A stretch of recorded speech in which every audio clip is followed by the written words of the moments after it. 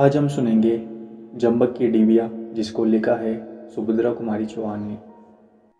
इस जंबक की डिबिया से मैंने एक आदमी का खून जो कर डाला है, इसलिए मैं इससे डरता हूँ। मैं जानता हूँ कि यही जंबक की डिबिया मेरी मौत का कारण होगी, प्रोफेसर साहब ने कहा और कुर्सी पर टिक गए। इसके बाद हम सभी लोगों ने उनसे पूछा, जंबक की डिबिया से मनुष्य की हत्या आखिर हो ही कैसे सकती है? सिगरेट बुझाकर एस्ट्रे पर फेंकते हुए प्रोफेसर साहब ने कहा, बात उन दिनों की है जब मैं बीए फाइनल में पढ़ता था। कैठानी हमारे घर का पुराना नौकर था, बड़ा मेहनती, बड़ा ईमानदार। महीनों हमारी माँ जब घर के बाहर रहती थी, वह सारे घर की देखभाल करता था। एक चीज़ भी कभी इधर से उधर ना हुआ था। एक बार यही बरसात के दिन थे, मेरी छोटी बहन के शरीर पर लाल लाल दाने से उठाए थे और उसके लिए मैं एक जंबक की डिबिया खरीद लाया। मेरी माँ मशीन के सामने बैठी कपड़े सी रही थी। आसपास बहुत से कपड़े पड़े थे। वही मैंने वह डिब्बी खोली, बी के दानों पर जहाँ तहाँ लगाया और डिब्बी माँ के हाथ में दे दी। पास ही कैठानी खड़ा खड़ा धुले हुए कपड़ों की तरह लगा रहा था। जब मैं बहन के दानों पर जंबक लगा चुका, तब कैठानी ने उत्सुकता से पूछा, काहे भैया, इससे ये सब अच्छा हुई जई है? मैंने कहा, हाँ, खाज, फोड़ा, फुंसी, जले कटे सब जगह यह दवा काम आती है। इसके बाद जेठानी अपने काम में लग गया और मैं बाहर चला गया। शाम को जब मैं घूम कर लौटा तो देखा घर में एक अजीब प्रकार की चहल पहल है। माँ कह रही थी, बिना देखे कैसे किसी को कुछ कहा जा सकता है, कहाँ गई कौन जाने।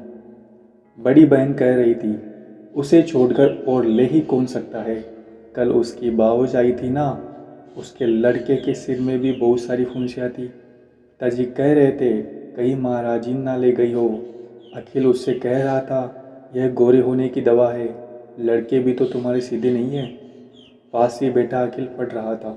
पिताजी की बात में दिलचस्पी लेते हुए वह बोला, बापू, महाराजीन तो हमेशा गोरे होने की ही फिक्र में रहती है। फिर मुझसे पूछा कि यह क्या है, सो मैंने भी कह दिया कि गोरे होने की दवा है।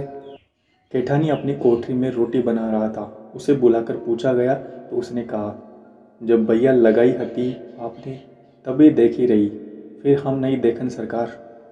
मुझे क्रोध आ गया, बोला, तो डिबिया पंख लगाकर उड़ गई। कैठानी ने मेरी तरफ देखा और बोला, भैया। मैंने कहा, चुप हो, मैं कुछ नहीं सुनना चाहता। सुबह मैं डिब्बी लाया और इस समय गायब हो गई। यह सब तुम ही लोगों की बदमाशी है। कैठानी कुछ ना बोला, वही खड़ा रहा और मैं अपने कमरे में चला गया। मैंने सुना वह माँ से कह रहा था, मालकिन चल के मोर कोठरी खोली देख लई, मैं का करियो दवाई ले जाई के, फिर जौन चीज़ लागी मैं मांग ना लियो सरकार से। मैं कोट उतार रहा था, ना जाने मुझे क्रोध क्यों आ गया और कमरे से निकलकर बोला, चले जाओ अपना हिसाब लेकर, हमें तुम्हारी ज़रूरत नहीं है। आखिर माँ ने बहुत समझाया पर हम सब भाई बहन ना माने और माँ ने कैठानी को बहुत रोकना चाहा। भाई यही कहता रहा, जब तक भैया माफ़ ना कर देंगे अपने मुंह से मुझसे रुकने को ना कहेंगे, मैं ना रहूँगा। और मैंने ना कैठानी से रुकने को कहा, ना वह रुका। हमारे घर की नौकरी छोड़कर वह चला गया, पर घर के सब लोगों को वह प्यार करता था। वह गया जरूर, पर तन से गया, मन से नहीं।